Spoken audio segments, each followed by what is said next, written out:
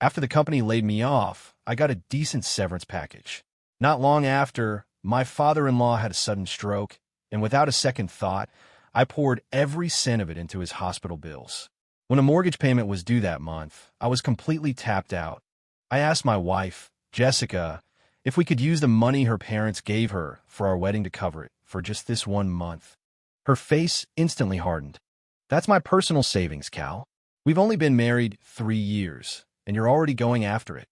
A man who can't even support his wife, and you have the nerve to ask me to have your kids? I fought to keep my anger in check. Just this once, I pleaded, I'll pay you back in a few days. She laughed coldly. Cover it this time, and next month it'll be the same story, right?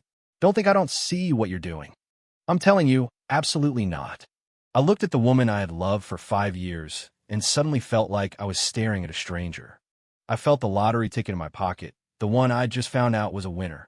In the end, I said nothing at all. One, I knew it. I knew you were after my savings. Showing your true colors, are you? Today it's using my money for the mortgage. Tomorrow you'll want it to support your mother, right? Look, I didn't marry you to be your charity case. If you can't afford a house, you shouldn't have bought one. I was floored. I never imagined she would say something like that. I put your name on the deed the day we got our marriage license. This is our house, Jess. She cut me off. Putting my name on it was your good faith gesture to get me to marry you. And now you're using that as an excuse to manipulate me into paying. We were crystal clear when we got married. You handle the mortgage, and my salary covers our daily expenses. Now you just say you're out of money and expect me to pick up the slack. My paycheck is only so big. Utilities, HOA, fees, groceries. Don't I pay for all of that? All you had was the mortgage, and you're already crying poor? Now you want my personal savings? You're quite the schemer, aren't you? Hearing her call me a schemer over and over made my own anger flare up. When we got married, with my savings and my mom's help, we could have bought a decent used house outright. But she had to have the brand new 3-bedroom condo in the city center. Paid in full turned into down payment. And now we were stuck with a mortgage of nearly $5,000 a month. Our daily expenses weren't even that high. We both usually only ate one meal at home, sometimes none if we were working late. I was about to argue back when her eyes welled up with tears. I took a deep breath, trying to calm down. Jess, it's only because I put all our cash into the hospital, I said, my voice as even as I could make it. Your dad is sick. He needs the money, right? I promise. I'll pay you back in a few days. I guess I was wrong about you, she sobbed. When you can't win an argument, you resort to emotional blackmail. My dad has insurance, and he collapsed at work. It's a workplace injury. Won't his company cover it? Why did you have to pay? It was completely unnecessary. Were you genuinely trying to help? She accused. Or were you just using this as an opportunity to get your hands on my savings? I'd gotten the call and panicked. When I rushed to the hospital, the admissions clerk was already demanding payment. My father-in-law's co-workers didn't have the cash on hand, and his boss's phone went straight to voicemail. So I paid. My own father passed away a long time ago. My father-in-law has always been good to me. I even felt a touch of the fatherly love I'd missed out on from him. He'd connected me with people for work and secretly sent me money more than once when I was tight on cash. Paying his medical bills was something I did willingly. I never once thought about whether I'd get the money back. Jessica was getting more and more worked up, her voice rising. You got laid off because you're incompetent. The whole company has hundreds of people. So why did they fire you? Don't you dare try to shift your pressure onto me. I'm not one of those brainless, foolish women. My best friend's husband, Ethan, makes 6 figures a year. She never has to worry about money. And then there's you. You don't even have a stable job right now. I must have been blind to choose you. What kind of man are you? Ethan Vance had also pursued her back in the day. When she turned him down, he settled for a best friend. Over the years, she'd brought him up in almost every argument we'd had. I don't care what you say. That money is my final safety net, and I will not touch it. You figure out the mortgage yourself. Go take out a payday loan for all I care. Just don't come to me. Get out. She shoved me out of the bedroom and slammed the door. I could still hear her muttering angrily on the other side. I lit a cigarette in the living room. As the smoke swirled around me, a sudden clarity hit. Some people are only with you for the good times. I fell for Jessica Miller the moment I saw her. To be honest, it was pure attraction. She had fair skin, sharp features, and a tall, slender figure. The day we met, I had just pulled a drowning kid out of the lake, and she immediately started CPR.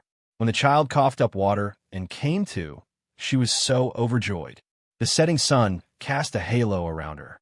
My heart was pounding harder than when I'd first jumped into the water. The more I got to know her, the more I fell. Jessica was a nurse, and she'd received more commendations than some of the doctors she worked with. On the street, she'd give a few dollars to a homeless person even if she knew it might be a scam. Every month, she donated to various charities or to sad stories she saw on GoFundMe. She even put out food for the stray cats in our apartment complex. I chased her for 3 months before she agreed to go out with me. After dating for over a year, I finally married the woman of my dreams. But this kind, pure-hearted woman, after 3 years of marriage, was treating me like this over a single mortgage payment. I'm her husband, the person who is supposed to spend the rest of his life with her. I'm not the enemy. Why could she be so good to everyone else, but refuse to give me an ounce of trust? If I had ever done anything to hurt her, I would deserve this. But I was always completely devoted to her. After the mortgage and car payment, I'd keep $1,000 for myself and spend almost all the rest on her. The second her favorite brand of makeup was running low, I'd have a replacement ready before she even had to ask. Whenever she wanted something, she'd send me a link, and I'd pay for it without a second thought. Last month, our cat developed a urinary blockage. She was so worried she could barely eat or sleep for days, running him to 3 different vet clinics. The diagnostic tests alone cost over $4,000, not to mention the surgery and medication. Today was the first time I had ever asked her for money, and it was for our shared home. I knew she had some cash on hand. I didn't even mention her personal savings at first. She was the one who pushed me until the words slipped out in the heat of the moment. And then she latched onto it. I'm scheming against her. I took out a loan on a $500,000 condo and put her name on it. Do I really care about the tens of thousands her parents gave her?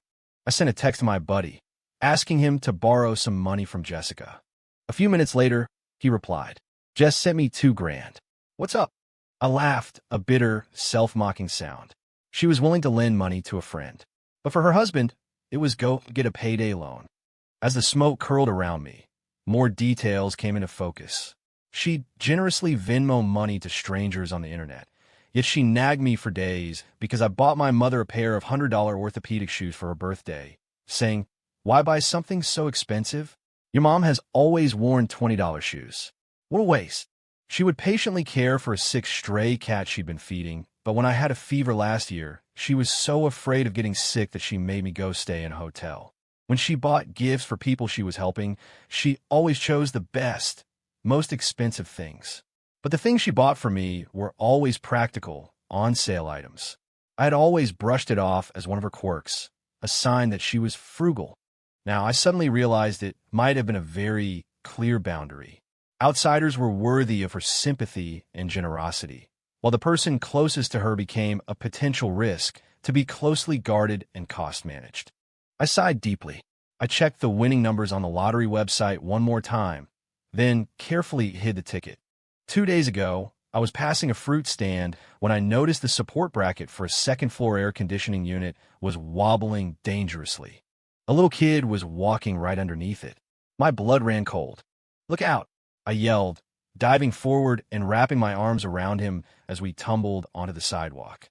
Almost simultaneously, a tremendous crash echoed behind us. The bracket had snapped.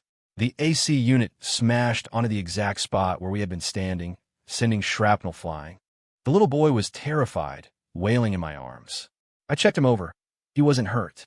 His parents came running up, thanking me profusely as they took their crying child.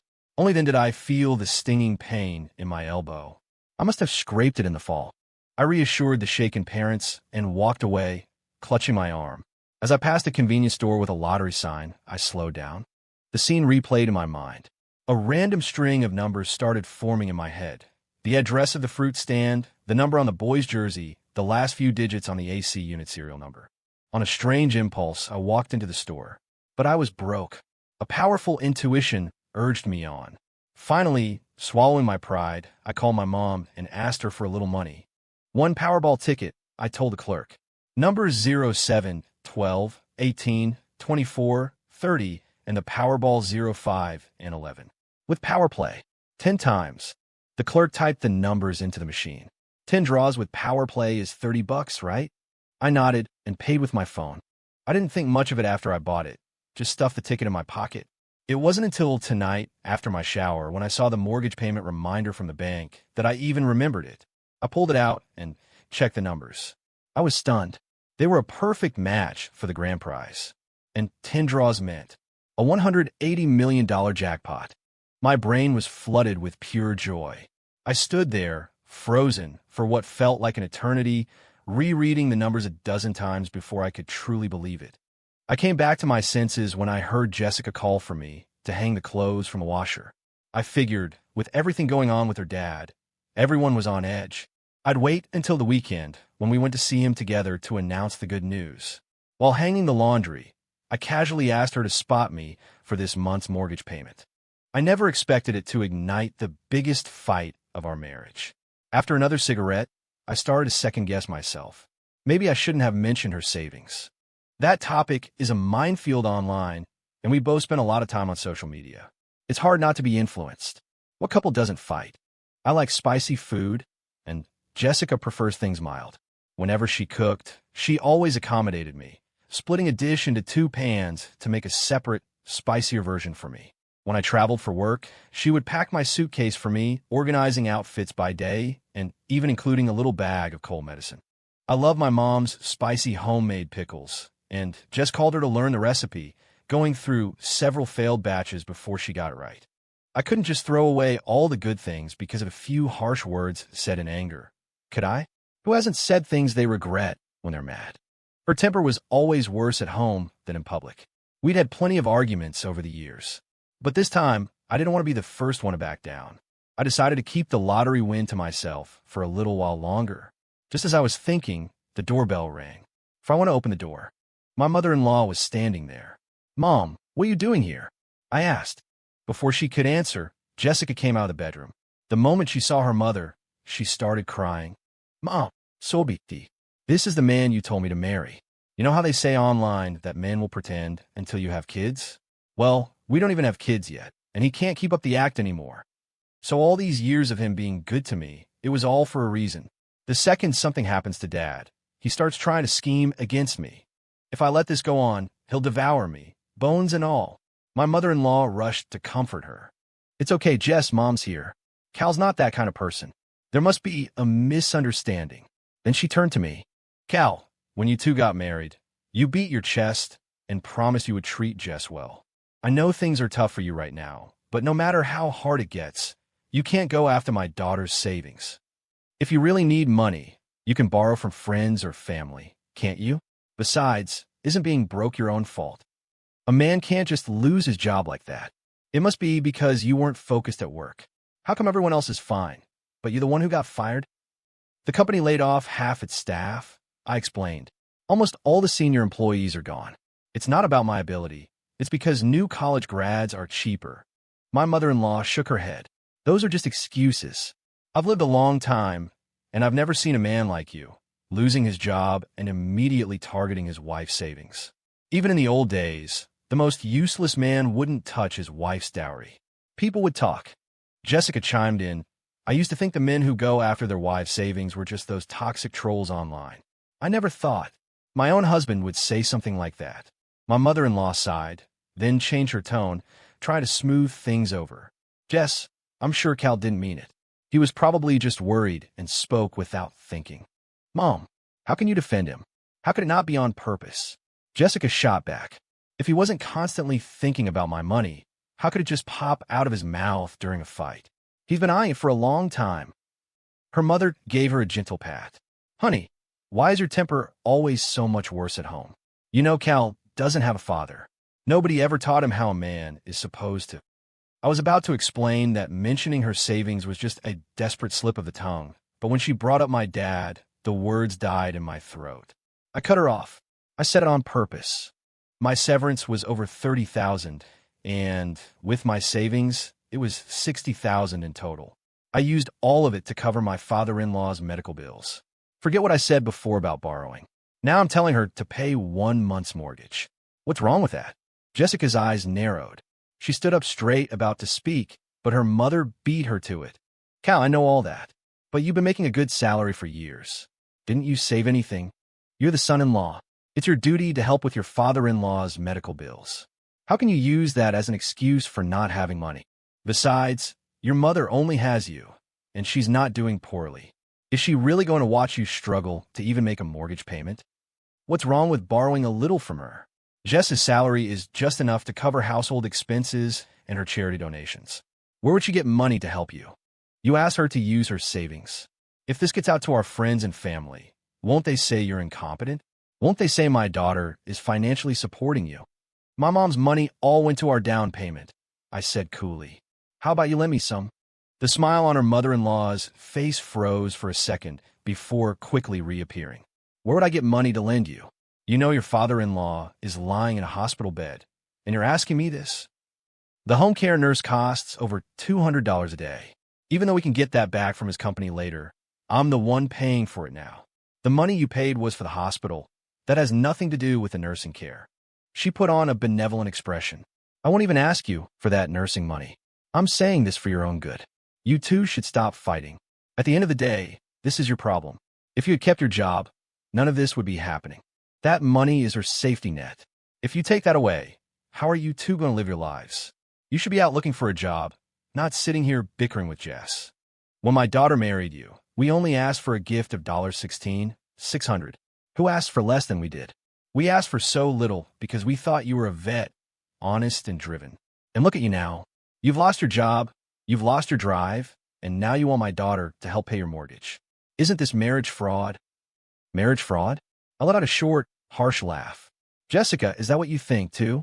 She sniffed and looked away, which was as good as a yes. Suddenly, the whole thing felt pointless. Fine, let's get a divorce. My mother-in-law frowned. Divorce? Cal, how can you talk about divorce over something so small? Jessica's brow furrowed, her voice sharp and piercing. I knew it. All men are the same once you marry them. You said you loved me.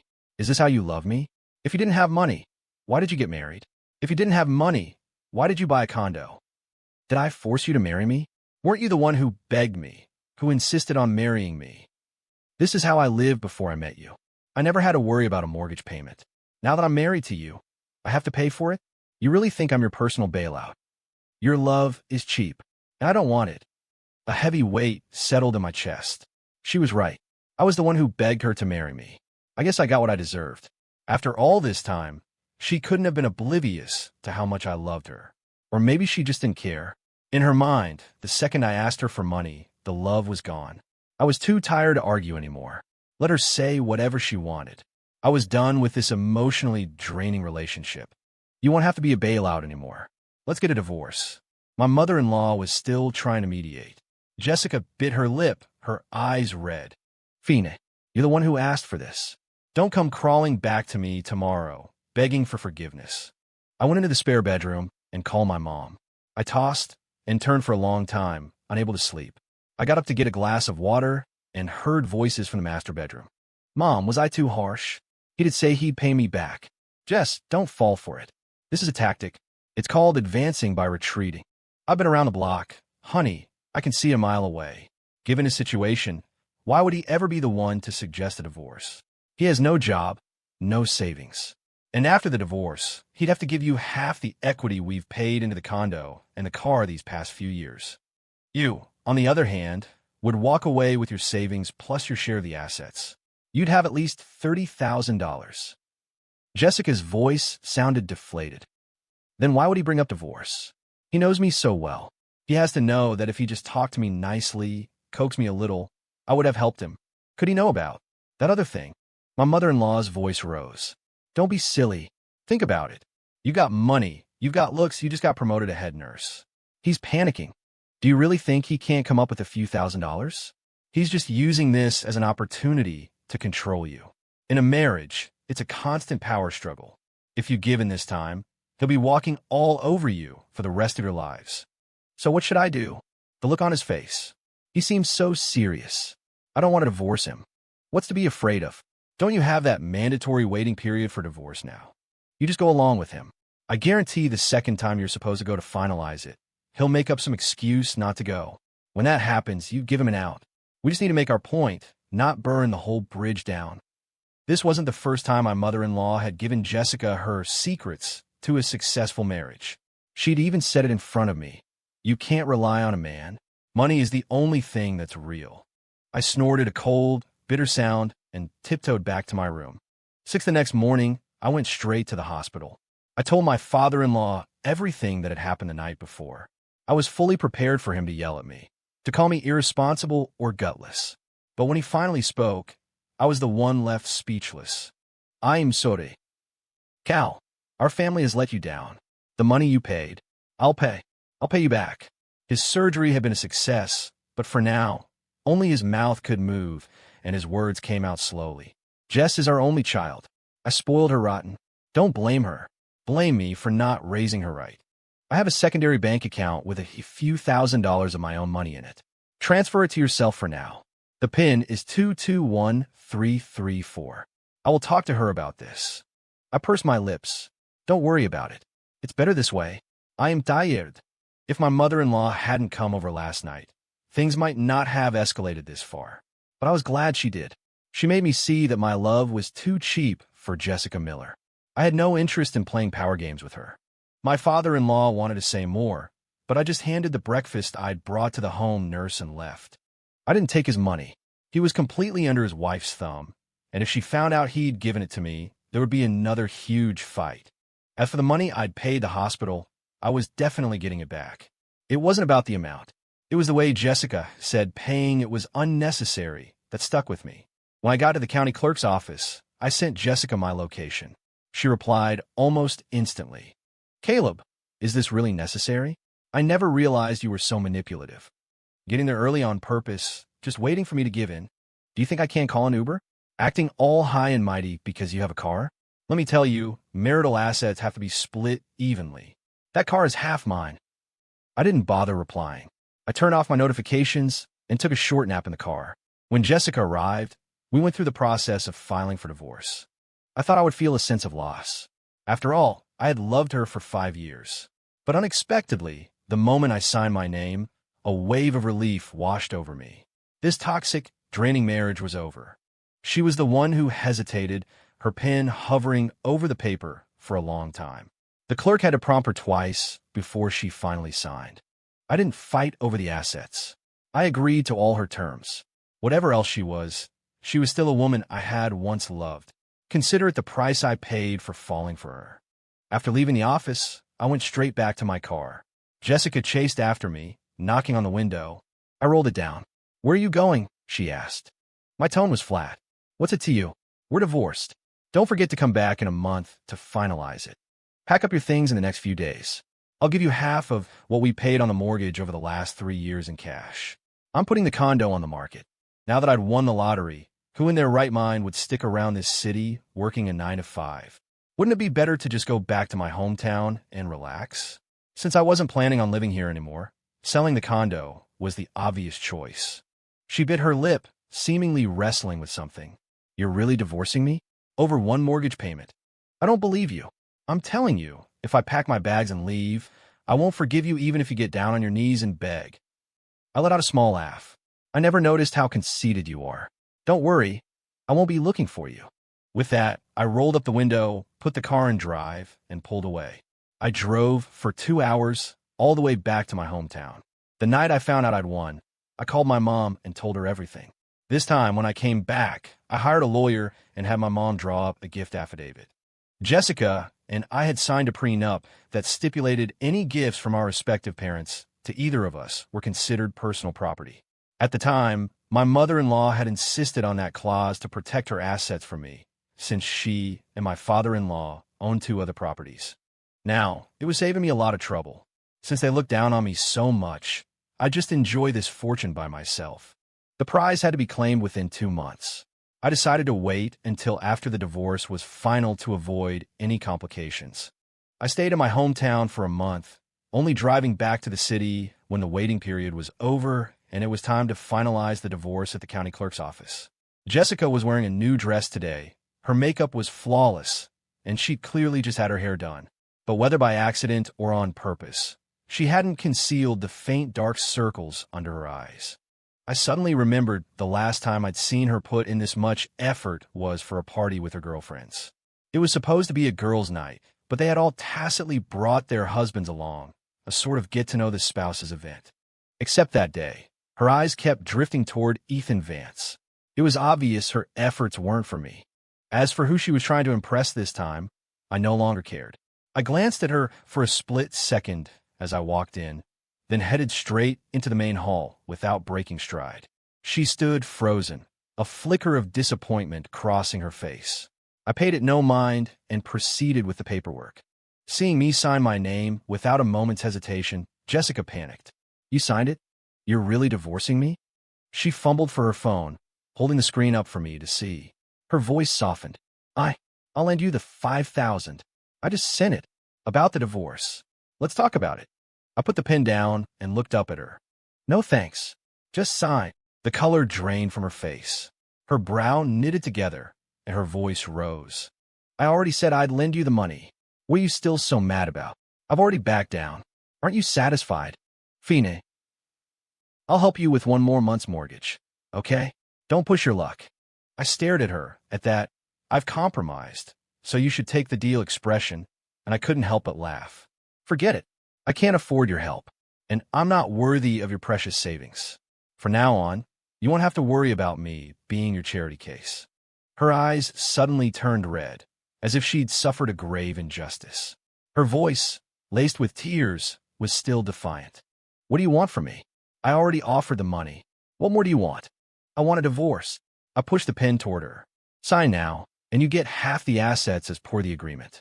If you don't, and this goes to court, you definitely won't get this much." The moment the words left my mouth, she exploded. "You want to take me to court? Fine. So you really are that kind of shameless man." She glared at me, but tears started streaming down her face. "Are you going to ask for the wedding gift money back, too? Not a chance. You'd better not come crawling back to me, begging me to take you back." She snatched the pen, scribbled her signature, and slammed it back down on the table. Once I had the divorce decree in my hand, I left without a second's delay and drove home. The condo felt much emptier. Jessica had been efficient. All of her things were gone. I started packing my own stuff. I don't know much. 2 suitcases were enough. I planned to sell the furniture along with the condo. I picked a large real estate agency. As soon as I walked in, an agent greeted me. "Hello, sir. Are you looking to buy or sell?" "Sell." I was about to describe the property when a familiar female voice came from behind me. "Is that you, Cal?" I turned around. It was Chloe Sterling, a girl from my college. She looked the same as I remembered, about 5'3", fair-skinned with a delicate frame. Her tailored work uniform only emphasized how slim her waist was. She should have looked like a professional, but her cherubic face, with its hint of baby fat, made her look like she was still a student. "You're selling your condo?" she asked, walking over quickly, her eyes filled with concern. "What happened? Is everything okay?" "It's nothing. Just want a change of scenery," I replied vaguely. The other agent, seeing we knew each other, tactfully stepped back. "Chloe, I'll let you two talk. I'll go help some other clients." Chloe nodded and led me to a VIP office. The moment we sat down, she pressed again. "Are you in some kind of trouble? You can tell me. If I can help, I will. The market is down from a few years ago. If you don't absolutely have to sell, I really wouldn't recommend it." Her expression was sincere, filled with genuine concern. On an impulse, I told her the truth. "I got divorced. I don't have a job right now, and I can't make the mortgage payments." Hearing this, she actually seemed to relax. "You scared me. I thought it was something serious." She quickly corrected herself. "I don't mean divorce isn't serious. I just mean that's a problem we can solve. We're always short on agents here. Do you want a job? Even just as a temporary thing. When you're out showing properties, you can look for other jobs on the side." She lowered her voice. "This company belongs to my dad. I've got your back. No one will give you a hard time." Before I could respond, she continued. "By the way, how much is your mortgage each month? I can lend you the money to cover it. A few months is no problem. Don't rush into selling." I was taken aback. A girl I hadn't seen in years was offering to help so readily. Meanwhile, Jessica, the woman I'd shared a bed with for 3 years, would rather see me take out a payday loan than help with one mortgage payment. I thanked her, but didn't change my mind. Seeing I was determined, Chloe didn't press the issue. When we exchanged numbers to connect on social media, I noticed a faint blush on her cheeks. If you need anything, just message me. I'm always online. I took my luggage and drove back to my hometown. I bought a few things online to create a disguise: a cheap yellow wig, some dark foundation to alter my skin tone, and a few stick-on moles for my face. With a mask on, even my own mother didn't recognize me. Feeling confident, I put a similar disguise on her, and we drove nonstop to the state lottery headquarters in Denver. 9. I expected claiming the prize to be a hassle, since Powerball tickets are anonymous. To my surprise, the moment we stated our business, the clerk at the counter beamed at us. "You're finally here. Right this way, please. Do you have the ticket and your ID?" I nodded and followed her into the prize claim office. A couple of other staff members joined us shortly. Your luck is unbelievable. When we heard that a $30 ticket won the $180 million jackpot, the whole office went crazy. "You are officially our luckiest winner in the last 5 years." We waited a month, and no one came forward. We even put out a press release. The story about the unclaimed prize was trending on Twitter for days. Another staff member, a man with glasses, rubbed his hands together and stepped forward. "This might sound a bit forward, but could I possibly shake your hand? I'd love for some of your luck to rub off on me, if you don't mind." I extended my hand and shook his. Looking at him up close, he seemed vaguely familiar, but I couldn't place him. "Actually, I bought the ticket for my mom," I said, sticking to our story. "She saw someone win on TikTok and got an impulse to play. I bought it for her and then completely forgot about it. We only found it while packing up some things a few days ago." Wow, the lady has incredible luck, and you're a lucky man yourself. It just goes to show this prize was meant for you. Even if you forgot, it wasn't going anywhere. After verifying the ticket, the staff had us fill out a few forms and then took me to record a short winner's video for their website. The whole process was incredibly fast, less than half an hour for start to finish.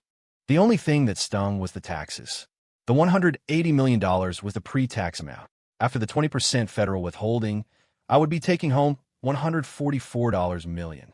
But then I thought about how this money came out of nowhere with almost no effort on my part. Paying some taxes to the country seemed fair enough.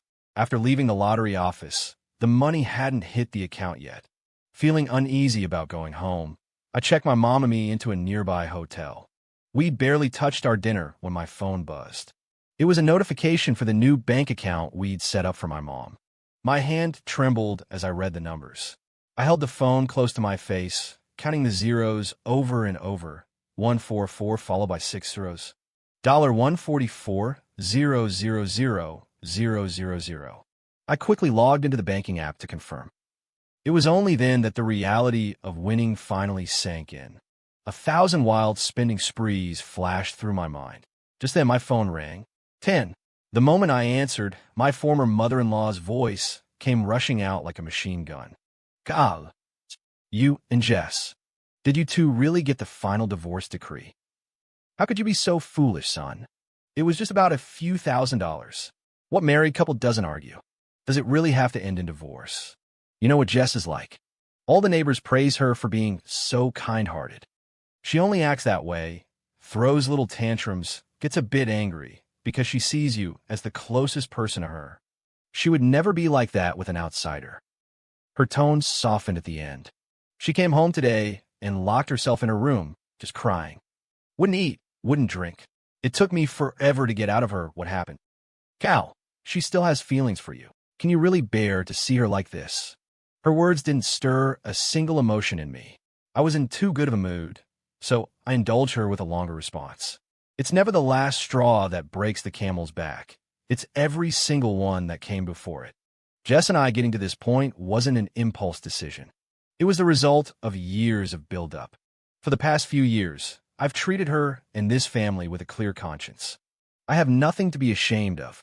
Now that we're separated, it's a clean break. We can both be civil. If we run into each other on the street, we can still say hello. Don't worry, I won't make things awkward. But as for us, we're really done." I hung up. Her words meant nothing to me. In fact, I found them almost laughable. She claimed Jessica had feelings for me, but how many of those tears were for our 5-year relationship? And how many were shed because she'd suddenly lost the one person who catered to her every whim, the person she could easily control? I might not have been the best husband in the world, but I could say with certainty that she would have a very hard time finding another man like me. One who was at her beck and call, who was devoted to her family, and who was willing to spend his entire savings on her father. She always held up Ethan Vance as the gold standard to compare me against. But if Ethan were as perfect as she imagined, why would he have settled for her best friend back then? Does a truly committed man profess his love for one woman while marrying another? Her tears weren't for a lost marriage. They were for a lost lapdog. After my father-in-law was discharged, he paid back the money I had fronted. He apologized again on Jessica's behalf, but didn't try to talk me out of the divorce. He just sent a text. Even if you two aren't together anymore, if you ever need anything, you can still call me. If I can help, I will. I thanked him, and that was the end of our conversation. For the next month or so, I was busy house hunting. My hometown is a small county seat. A 4- or 5-story, fully furnished villa only costs a few million. The day I closed on the villa, I got a message from Chloe. Cal, I have a buyer for your condo, but they insist on meeting you in person to close the deal. 11 on the day I was scheduled to meet the buyer, I drove my new Maybach to the real estate office. When I followed Chloe into the VIP room, I immediately saw the two people sitting on the sofa, Jessica and Ethan Vance. It was unexpected, yet it made perfect sense. I paused for a moment before schooling my features. Chloe made the introductions. Mr. Vance, Ms. Miller, this is the seller, Mr. Hayes. Jessica looped her arm through Ethan's, their posture intimate. Long time no see, ex-hubby. Chloe froze, a look of surprise on her face. She glanced at me apologetically. I could guess why Jessica wanted me here. It was either to show off or to gloat. I'd heard her say that Ethan made over $300,000 a year. Even so, buying my condo in cash wouldn't be a simple feat for him. I ignored Jessica's comment and got straight to the point. You should know my bottom line. Are you paying in cash or financing? Ethan looked up at me, a smug smile playing on his lips. TSK. So you have to sell your home just to survive now. Being with Jess was the luckiest thing that ever happened to you. Too bad you couldn't hold on to her. He seemed to be warming up, raising an eyebrow as he began to brag about his wealth. I had no interest in playing his game. Cash or financing. I cut in. I don't have all day to waste here with you two. Ethan's smug expression faltered, replaced by a sneer. Broke but still trying to act tough. Why not just be realistic? Renting a Maybach to look important while you're selling your condo? The daily rental fee could probably buy you half a month's worth of instant noodles, right? I glanced down and saw that my car key had slipped out of my pocket. I casually tucked it away, my voice laced with impatience. Cut the crap. For a grown man, you sure talk a lot. Are you buying or not? Just give me a straight answer. Chloe quickly stepped in to mediate. Holding a pre-prepared contract, she smiled politely. Mr. Vance, as you know, we've already agreed on the price, $138,000, including furniture, for the renovation and location. That's a very competitive price in this area. If you're satisfied, we can sign the contract today. Ethan's face flushed, but he didn't say anything more and began to review the contract. He was paying in cash, which I was happy about. It meant less paperwork.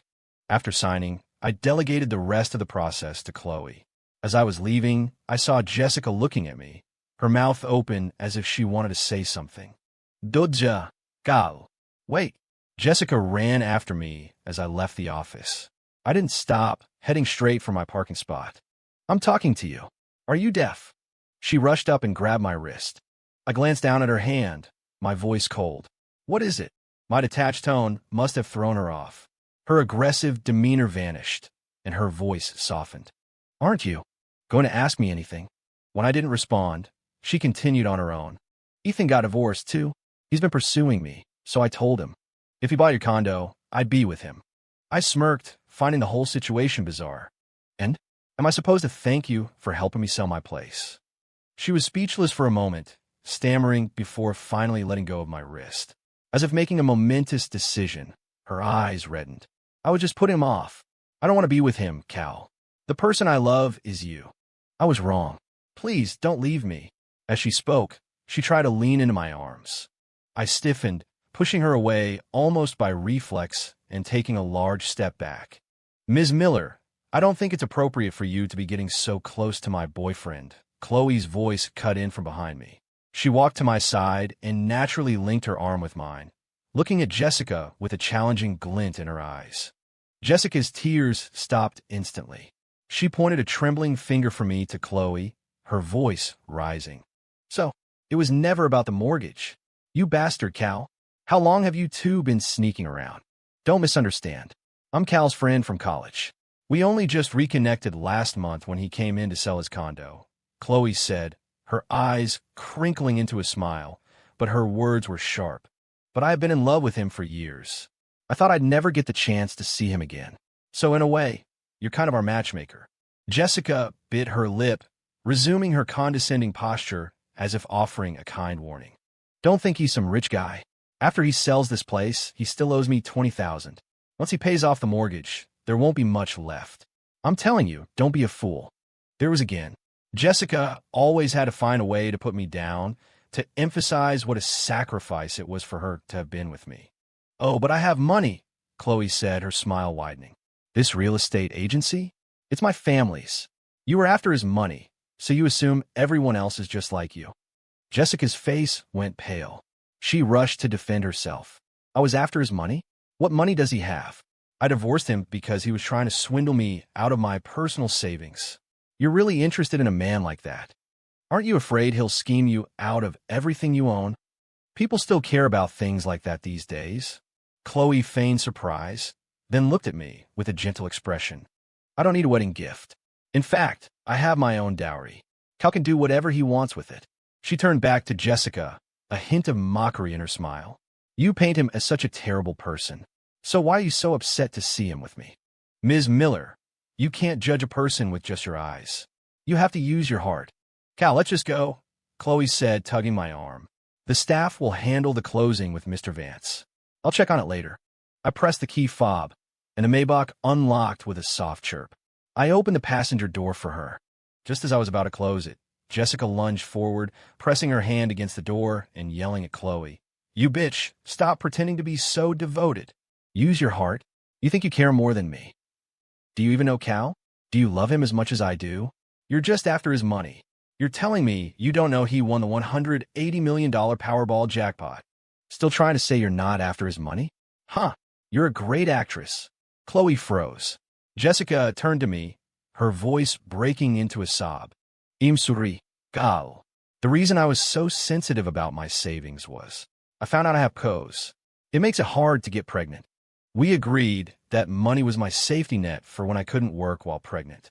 I thought you somehow found out and were testing me by asking for it. I was just so emotional.